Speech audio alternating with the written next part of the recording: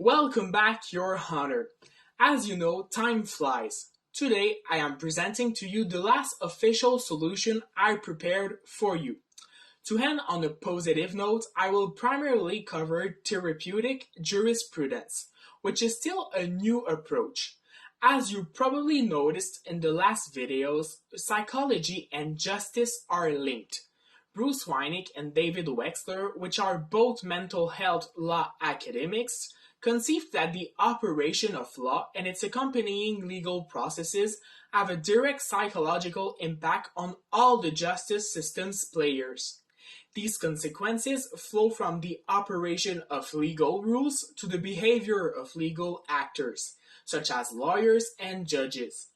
While law certainly gives rise to unintended consequences, they can be either beneficial or harmful for victims. As a result, therapeutic jurisprudence explores ways in which damaging effects can be reduced. Therapeutic jurisprudence is therefore described as the study of the role of law as a therapeutic agent. Since this is a very vague concept, I will cover two main areas in which it could be effectively used.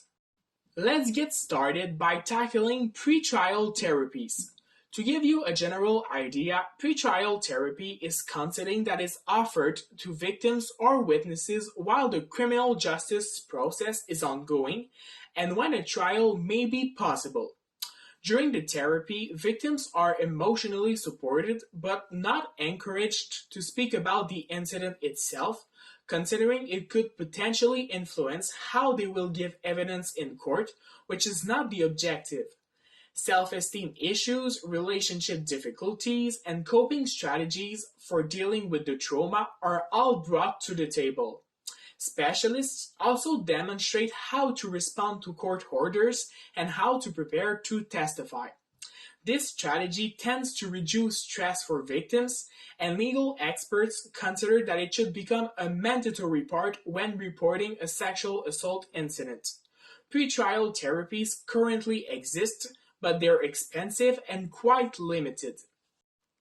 That was the first area I wanted to explore with you today, but therapeutic jurisprudence also insists on equal access to the justice system for every victim of sexual harassment, which is not always the case, as I noticed with the indigenous women. That is a notable concern, considering this training course has only covered the white majority so far, even though rape culture also affects minorities' day-to-day lives. While all Canadian women face a risk of sexual violence, particularly at the hands of intimate partners, research shows that First Nations experience higher rates of violent victimization.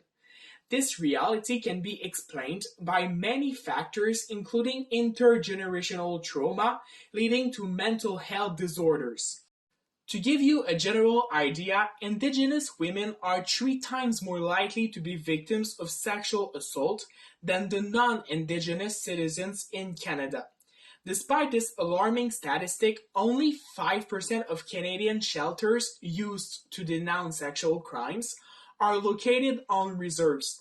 Culturally relevant services for Indigenous women are also limited, considering more than 80% of shelters don't offer any assistance in at least one Indigenous language.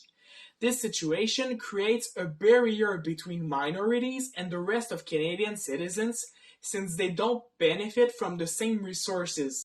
Let's take a look at Saskatchewan, where a 12-year-old Indigenous girl filed a complaint with the Royal Canadian Mounted Police.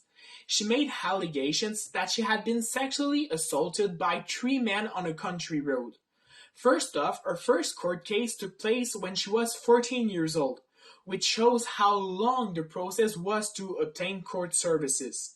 The lawyer of Edmonton, the first alleged assailant, also specified that she was a child whose memory of the events was uncertain, which supposedly acted as a clear and sharp warning to the jury. She also testified 6 times. The effects of post-traumatic stress disorder on her memory should be kept in mind. On top of that, in the courtroom, she was characterized as Miss, while the accused were called the boys by the judge, which revealed how unfair a treatment was. The concerns raised by the case did not only focus on the verdict itself, but also on how the jury was selected. The defense was able to rely on the use of peremptory challenges. This legal technicality gives lawyers the right to refuse anyone to sit as a juror. Therefore, the defense did not tolerate indigenous citizens on the jury, which led to an all-white jury. For First Nations, the case is simply another milestone on the long and well-traveled road of injustice. With this particular challenge in mind, therapeutic jurisprudence experts propose many solutions to provide an equal justice system. Abolishing peremptory challenges is one of their most notable recommendations. Studies have also shown that First Nations courts, specifically designed to accommodate Indigenous people, make a real difference in how they feel treated by the legal system. These courts are perceived as places where Indigenous citizens will be listened to, where their concerns will be taken into consideration, and where perhaps they might get a sense of justice being done. Quebec showed no desire to implement the strategy. Yet in October 2015, a broadcast show had a bombshell effect in Quebec when Indigenous women of Val-d'Or openly denounced the sexual violence they had experienced from certain police officers of the Sûreté du Québec. As a result, better access to the justice system for rural communities and support services for victims are considered necessary by legal experts. They also value the importance of retaining and hiring lawyers who help navigate the judicial system, since language barriers sometimes lead to confusing misunderstandings.